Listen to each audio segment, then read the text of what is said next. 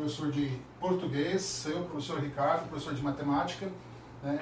Essa câmera que você não liga muito não, tá? Essa daí é só para estar gravando aí para a gente guardar depois. Bom, hoje nós vamos falar a respeito do PMA, né, professor? Sim. E vamos falar da relação do português com a matemática e a matemática no português. Bom, iniciando, professor, nós temos aqui, né, um probleminha matemático, né, que ela está, digamos, ela está, uma leitura, né, podemos falar que a português está dentro da matemática porque é uma leitura, e essa leitura nós pronunciamos palavras.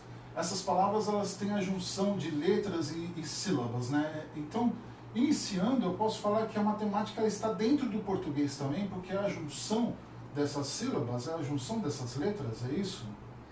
Bom, pessoal, espero que vocês estejam bem. Estou muito feliz de estar aqui com o professor Ricardo e ele fez uma pergunta interessante. Então, nós utilizamos a linguagem, né, a língua portuguesa aqui no Brasil, em Portugal, o país que fala a língua portuguesa, e outros países que falam outras línguas usam sua língua para entender matemática, né? E é interessante perceber que existe sim essa união de palavras, que a união de palavras é a união de letras e sílabas que formam palavras e vão dando sentido a partir do momento que se conectam, certo?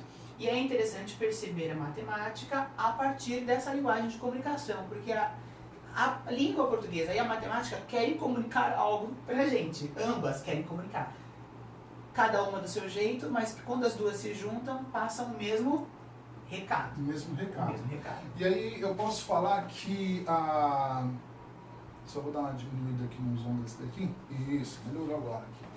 Então eu posso falar que é uma somatória de letras e sílabas que formam uma palavra, que o conjunto delas vão formar uma frase, um texto, ou o que seja. Sim, tem um autor, uma autora, que é a Koch, da língua portuguesa, ela fala da linguística textual, e ela diz que um parágrafo em si pode ser um texto já, porque é uma unidade de sentido. Então, tem sentido completo isso daqui?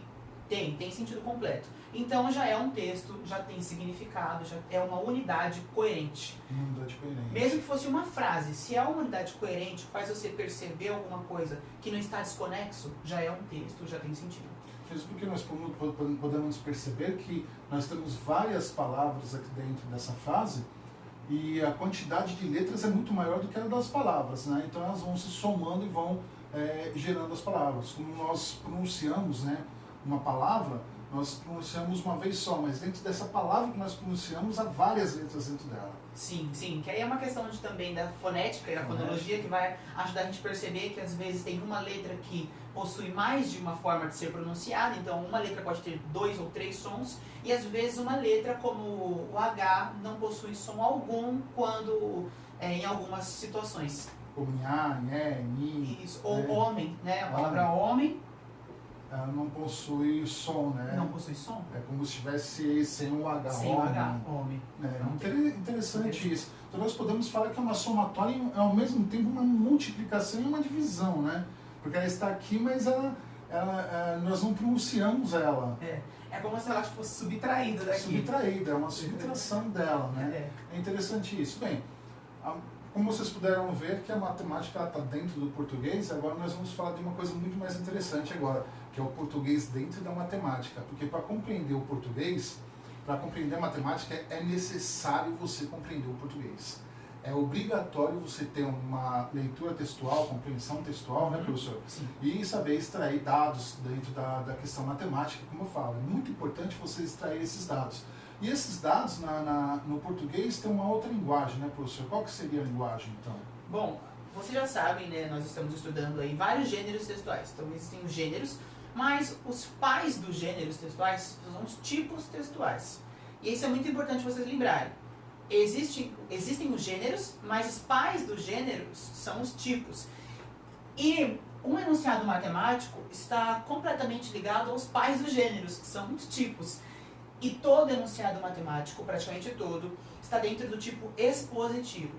E o tipo expositivo é aquele que expõe, que informa, que passa, transmite. É como se você pensasse num texto jornalístico, só que com um pouco mais de precisão, ou um artigo científico. Então, um problema matemático é um texto expositivo, da tipologia expositiva, que vai transmitir para você dados e informações. E como você faz para interpretar esse tipo de texto? Como você faz para entender, compreender esse tipo de texto?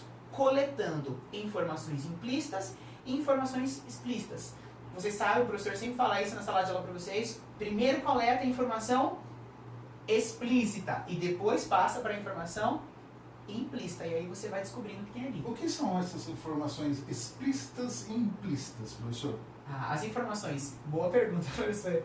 As informações explícitas são aquelas que estão dadas no texto. Então, o texto já apresentou para você. Eu vou colocar um exemplo aqui para vocês, antes da gente passar por enunciado propriamente dito. Faz com a calculadora aqui, professor.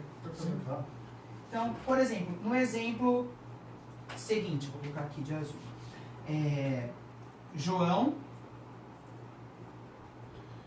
fumava aos 18 anos. Então, João fumava aos 18 anos. Qual a informação dada nessa sentença? Nós temos um homem chamado João, um garoto chamado João, um jovem, e ele fumava. Quando?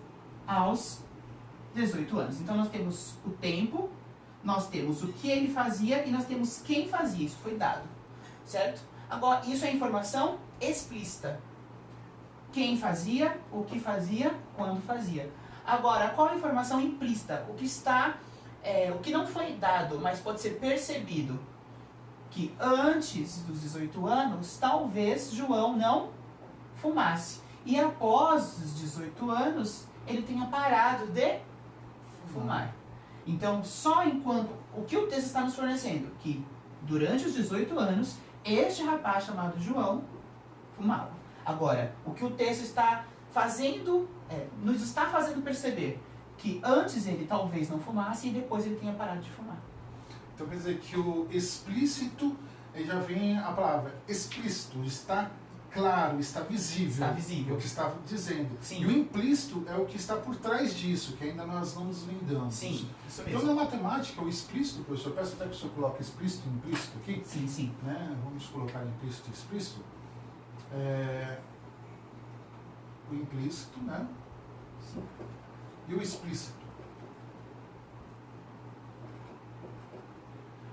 O explícito, se ele é aquilo que ele está pondo, ele já está visível, está explícito, está claro, né? É aquilo que a minha pergunta, a minha questão matemática já está me dando. Aqui nesse caso, o que seria o explícito, professor, nesse caso, em um triângulo escaleno, lembrando que todo triângulo, a soma de todos os triângulos, né, recordando vocês que a soma interna dos ângulos de qualquer triângulo é igual a 180 graus. Um ângulo é o dobro do outro. Se um dos ângulos é 36 graus, determine todas as possibilidades dos ângulos do triângulo. O que é explícito aqui? Pode apagar, essa questão, pode apagar. Bom, vamos lá. Primeiro passo é fazer a leitura atenta. Você não pode ler um texto, por mais que ele seja um texto expositivo, ou seja, ele já está expondo para você, tem coisas, como a gente viu, que estão para ser percebidas no texto. E este texto tem coisas para ser percebida. Mas o professor perguntou aqui primeiro o que está explícito. Então, para descobrirmos o que está explícito, vamos fazer uma leitura atenta. Eu sempre falo, a leitura ela deve ser quase que uma contemplação, como se você observasse uma obra de arte e fica ali degustando aquela obra de arte. Então, a leitura deve ser assim. Uma coisa, professor, desculpa te interromper a sua linha de raciocínio, mas eu lembrei uma coisa. Eu tive uma professora de português que ela me falou uma coisa muito importante. E hoje, sendo professor de matemática, você falando dessa leitura, né, uma leitura compreensiva, né, uma leitura mais didática, eu lembrei que há uma outra coisa da matemática dentro também da leitura, que é você obedecer ponto, vírgula e pontos de interrogação, exclamação. Então, há um tempo, né, a vírgula tem um tempo determinado, o ponto tem um tempo determinado para mudança de frase. Tudo isso é uma matemática dentro do português. É claro isso, professor? Claro. É real isso? É muito real. Sabe por quê? Para a compreensão do texto? Sim. Por quê? Nós estudamos a língua portuguesa que existem tipos de enunciado. Então, o enunciado ele pode ser afirmativo, e ele pode ser interrogativo, ele pode ser exclamativo, ele pode ser imperativo, dando uma ordem. Por exemplo, aqui nós temos um enunciado imperativo. Um dos enunciados temos afirmativos. Ó, primeiro enunciado que nós temos aqui, em um triângulo escaleno, um ângulo é o dobro do outro. Isso aqui é um enunciado afirmativo, ele está afirmando. Então você pode ter essa certeza que um ângulo é o dobro do outro. Ok. Já temos uma afirmação, isso aqui não vai mudar. Isso é um dado explícito, dentro de um enunciado afirmativo. Ele está afirmando, você não precisa ter dúvida disso. O enunciado te deu.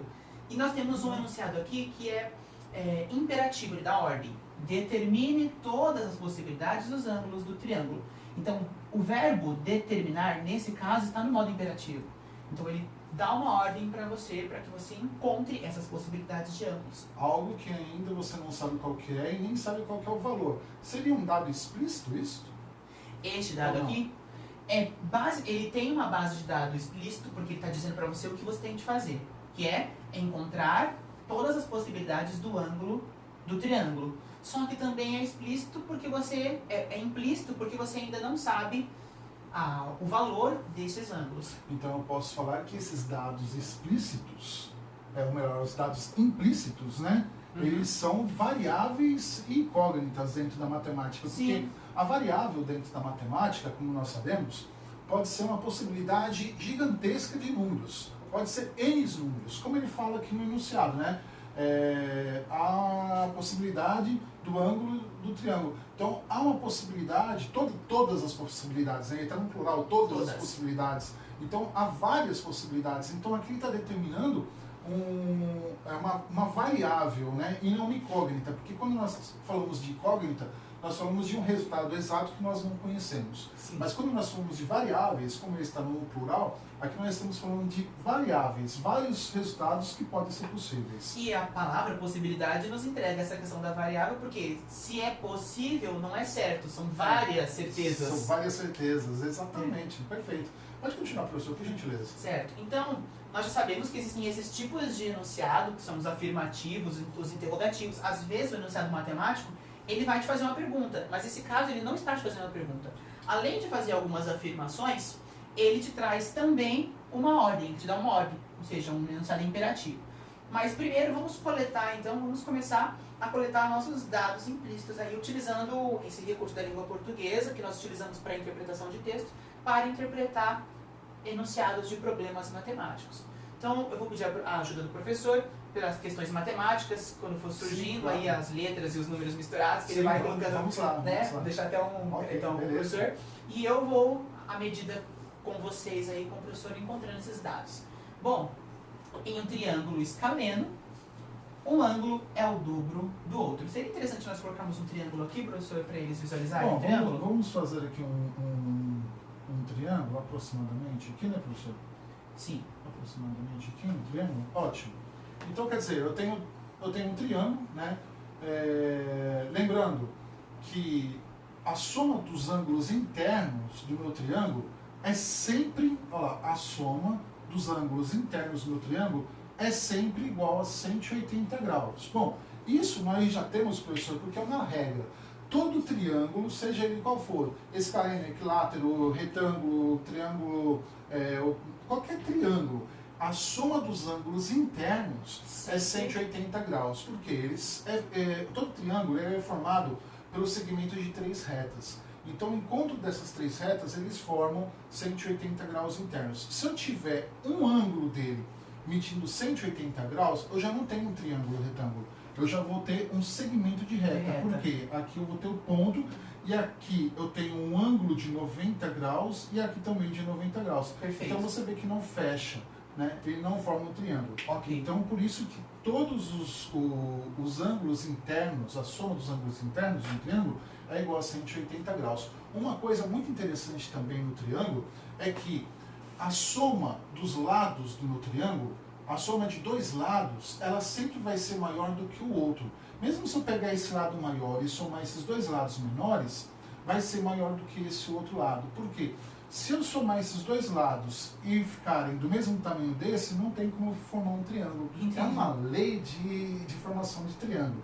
Então, ok, temos um triângulo aqui, sabemos que a soma dos ângulos internos tem que ser 180 graus. Certo. Continua então, professor. Depois de toda essa explicação, a gente já consegue compreender melhor o que o enunciado está nos oferecendo. Então é muito importante vocês terem esses conhecimentos de matemática já, né, acumulados para entender o que o enunciado pede.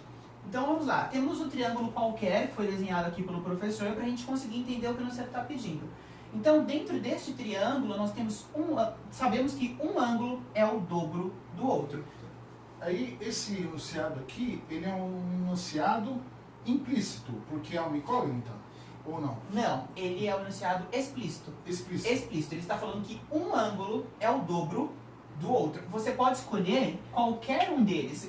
Ele não está mencionando, ele sabe que, por exemplo, esse ângulo aqui é o dobro deste ângulo aqui, por exemplo. Certo, então eu vou colocar aqui que é 2 vezes x.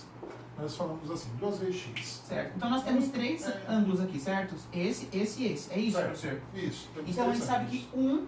é o dobro do outro. Sim. Então nós podemos colocar um ângulo qualquer é 2 vezes, é o dobro. Isso. Certo? Então isso é uma informação explícita, gente. Explícita. Está apresentando para você que tem um ângulo aqui, você não sabe qual é. Porque também não precisa saber, porque são 3 ângulos, você pode colocar onde você quiser. Um é o dobro do outro. Certo? Agora vamos para a próxima informação dada pelo texto. Se um dos ângulos é 36, se nós sabemos que é uma conjunção adverbial para um enunciado de possibilidade, né? Então, se gera aí uma condição. Uma condição. Se um dos ângulos é 36, temos um outro dado aqui passado. Um dos ângulos é 36. Então eu vou colocar aqui, professor, esse ângulo aqui, ó, igual a 36. 36. Certo. Então, você já colocou, sabe que um é 2 vezes a mais que o outro ângulo, e um dos ângulos é 36. E aí você tem essas informações passadas, dadas para você. Agora... Pode continuar? Foi eu que esbarrei aqui. Se nós temos 2 informações transmitidas, nós temos uma ordem agora que eu falei para vocês, que é do verbo imperativo. Determine todas as possibilidades dos ângulos do triângulo. Como que você vai determinar isso? Utilizando aquilo que lhe foi dado. Ou seja, o dobro do valor do ângulo e também um ângulo de 36 graus. Certo. Então, para isso, eu vou falar o seguinte. Eu vou extrair essas informações, né? Se um dos ângulos é 36, ele está falando para que eu determine todas as possibilidades, quer dizer que haverá mais de uma possibilidade de ser resolvido. Sim. Né? Então, observar isso, que eu tenho aqui um plural e escrito uma possibilidade, todas as possibilidades e não uma possibilidade, quer dizer que eu posso ter mais de um número aqui. Para resolver isso, nós podemos montar uma equaçãozinha. 2 vezes x mais o ângulo que eu já tenho, que é 36, é igual ao valor total de ângulos, né, que é 180. Essa é uma das possibilidades. Eu vou fazer a regrinha da minha equaçãozinha. Quem tem x ou incógnita, nesse caso nós estamos falando variáveis, né, ela permanece no primeiro membro, porque eu tenho um sinal de igual. Meu lado esquerdo é primeiro membro, meu segundo lado é segundo membro. Vai permanecer aqui 2x igual a 180, né, nesse caso, menos 36, porque quando eu transfiro um dos dados para o outro lado, para o outro membro, eu tenho que inverter a minha operação matemática. Eu vou ter 2x igual a 144. X vai ficar sozinho, porque 2 está multiplicando, vai passar dividindo o meu 144, e isso vai ser igual a 72. 72. 72 é o resultado de cada lado. Por quê? 72 mais 72 é igual a 144. Mais 36, que foi me dado na questão, é igual a 180 graus. Uma das possibilidades é que este ângulo seja de 72 e este ângulo seja de 72. Ambos ângulos são o dobro, né, de 36. Sim. Essa é uma das possibilidades. Também posso falar que o dobro de... Vou colocar aqui, vão ser 144, e posso extrair um valor de 144, onde o restante pode se tornar o dobro. Então são várias possibilidades que eu posso criar dentro desse triângulo. E essa é uma delas. Importante a extração dessa leitura na matemática, compreensão textual, né, a extração de dados, para você poder entender e como resolver a questão matemática, né, professor? É importante, por exemplo, eu coloquei aqui, né, dados implícitos, dados explícitos e implícitos, que às vezes o aluno, você, né, ou qualquer pessoa, ela é mais visual, né? E o texto em si nos permite fazer essa coleta de dados e você joga essas informações para baixo. Eu lembro de um professor de matemática meu, de quando eu estudava, que fazia muito isso, porque alguns alunos tinham mais dificuldade em encontrar as informações, e ele até falava, ó, joga a informação que você coletou para você saber o que você tem e o que está sendo pedido que você não tem ainda. Por exemplo, seria interessante, que isso é um trabalho da língua portuguesa, às vezes a gente tem preguiça de tirar e reescrever, mas a reescrita é importante porque você memoriza aquilo que você tem e aquilo que você não tem, aquilo que você precisa encontrar. Exatamente. E seria interessante colocar, nós fizemos aqui o desenho, então, por exemplo, você está aí no seu caderno, você colocaria o seu triângulo, para você visualizar o triângulo, você colocaria uma outra informação dada, que é um ângulo é o dobro do outro, então você tem um... Professor, qual é o símbolo de ângulo aqui, para a gente saber? Aqui seriam 2 vezes um ângulo qualquer que nós não temos, que é uma incógnita, uma variável, Sim. uma variável x, né? Agora, o símbolo do ângulo é essa bolinha aqui em cima, é esse que você está perguntando, professor? Isso, mas só para eu saber como colocar. Ou colocar a frase em si, eu tenho um triângulo, eu tenho um ângulo...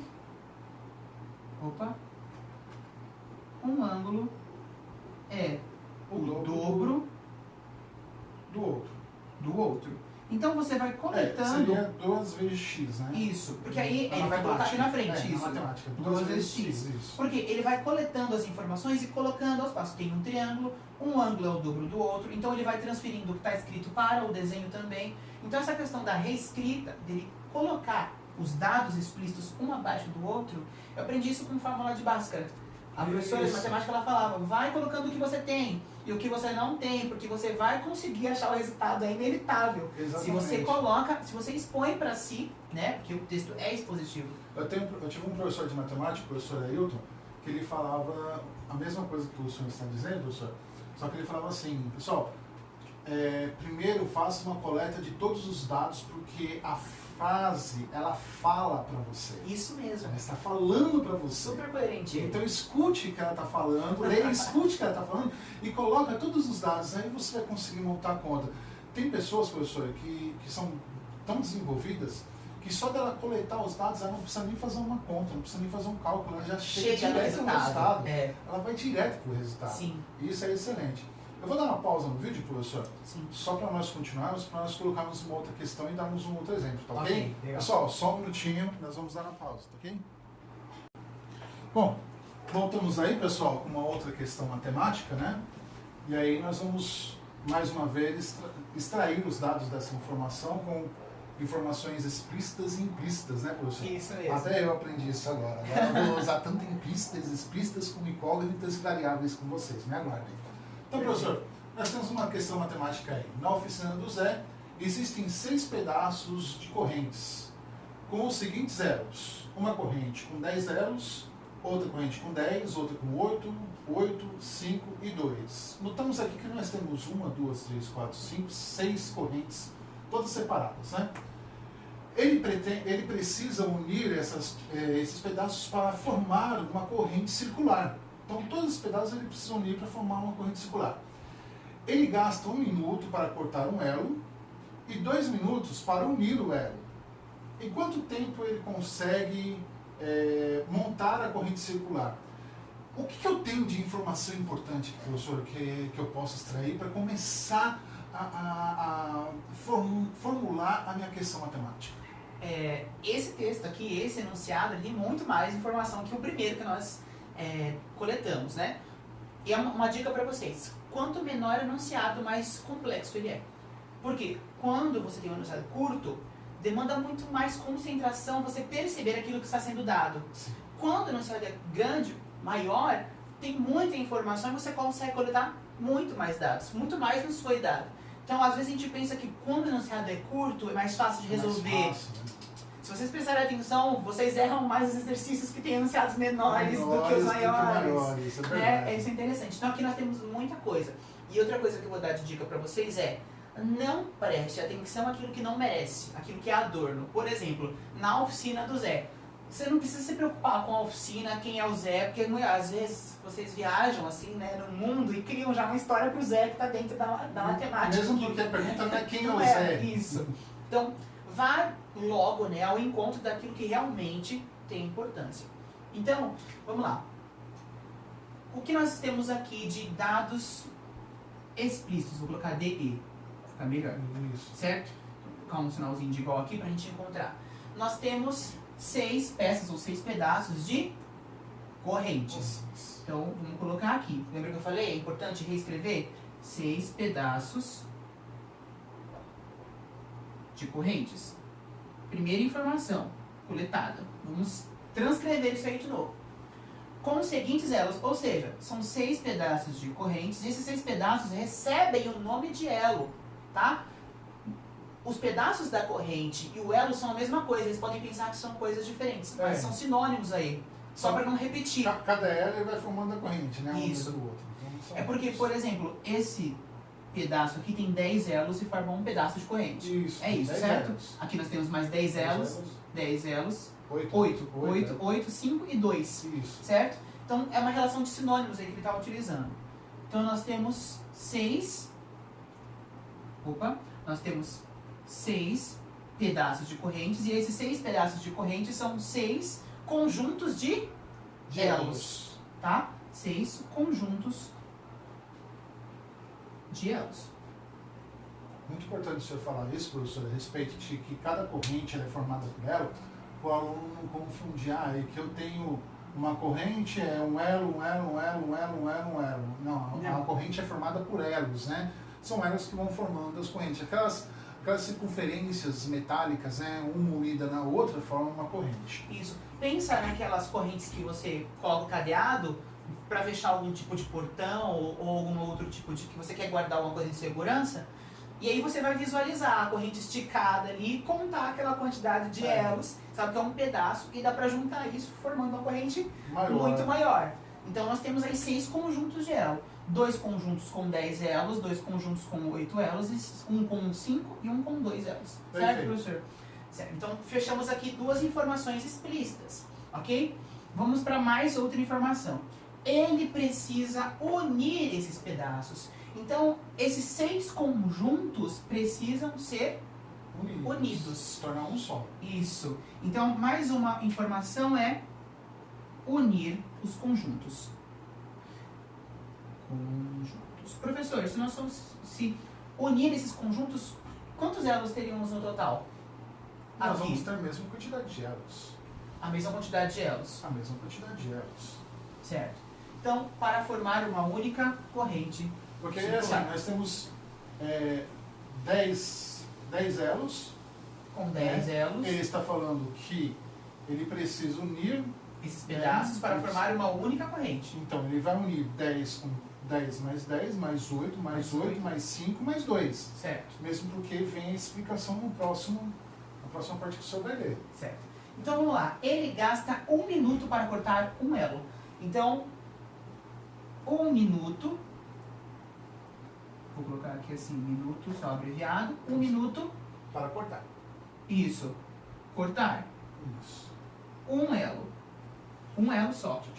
Então, é 1 minuto para um elo. E depois, para unir, ele gasta 2 minutos. Então, ele gasta 2 minutos para unir um elo. Ou seja, cortar o elo é 1 minuto, um elo. Agora, ele gasta o dobro do tempo, ele gasta 2 vezes mais para unir. Sim. Certo? É só lembrar que o tempo que ele gasta para cortar, o dobro ele vai gastar para unir. Que isso é uma informação implícita. Essa é uma informação implícita. Quando você relaciona esses 2 dados explícitos, você tem uma informação implícita. Mas por que eu tenho essa informação implícita? Implícita? O que Porque me faz ter essa informação implícita, professor? Porque ele não está especificando aqui com palavras que é o dobro. Como no outro enunciado, que é o dobro do ângulo, ele disse, aqui não, ele está dizendo para você, por extenso isso, né? Ele coloca em mais palavras, ó, ele gasta 1 minuto para cortar um elo e 2 para uni-lo.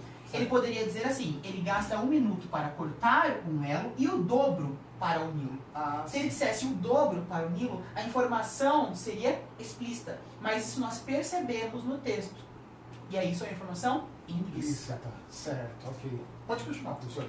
E aí fechamos de encontrar informações. Agora, o último enunciado é um enunciado interrogativo. Vem a pergunta. Em quanto tempo ele consegue montar a corrente circular? Quanto tempo ele vai gastar para unir toda essa corrente, certo? Então nós temos aqui o que ele está perguntando sobre o tempo. Tá? A pergunta é o tempo. Agora eu vou colocar aqui, ó. Tempo gasto para unir a corrente.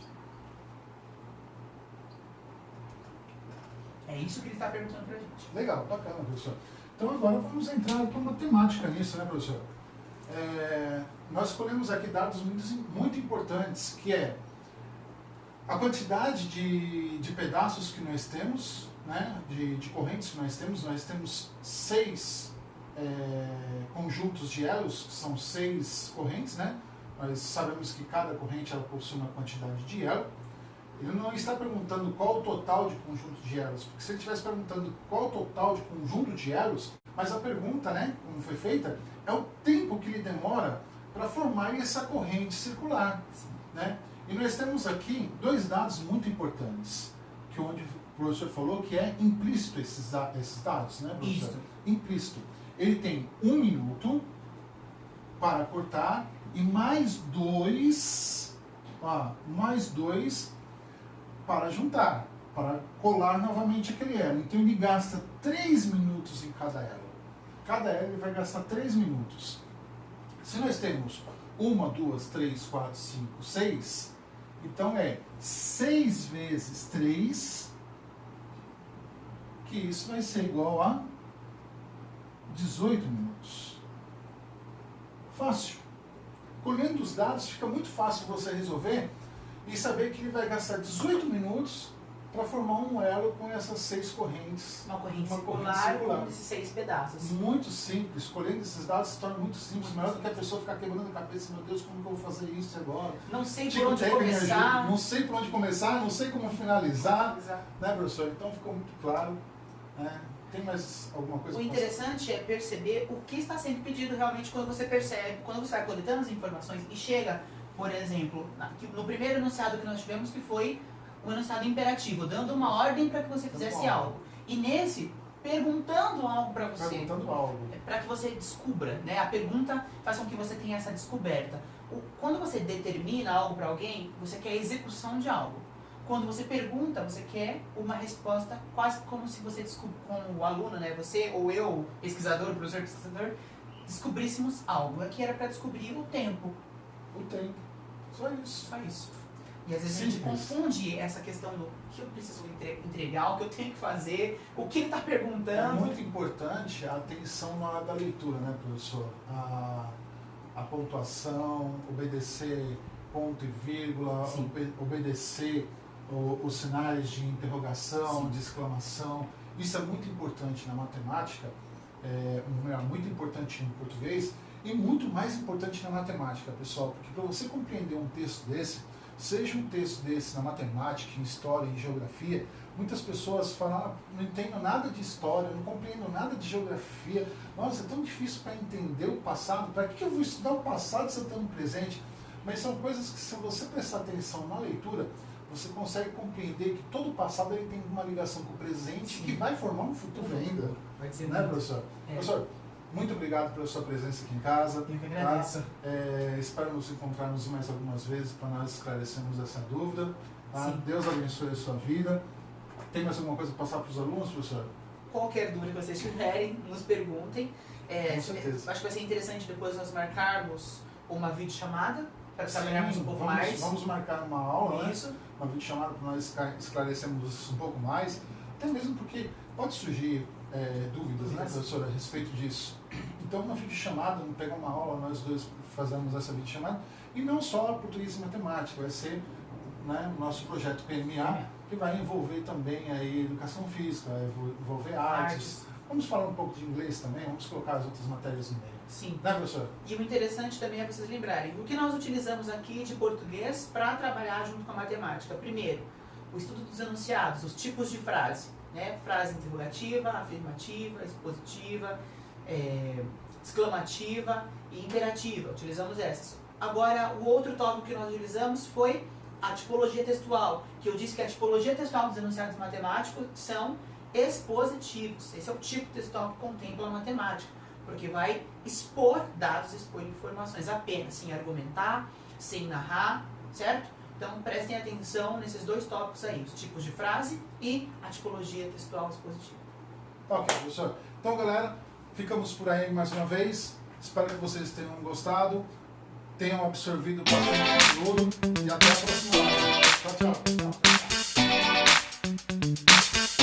tchau.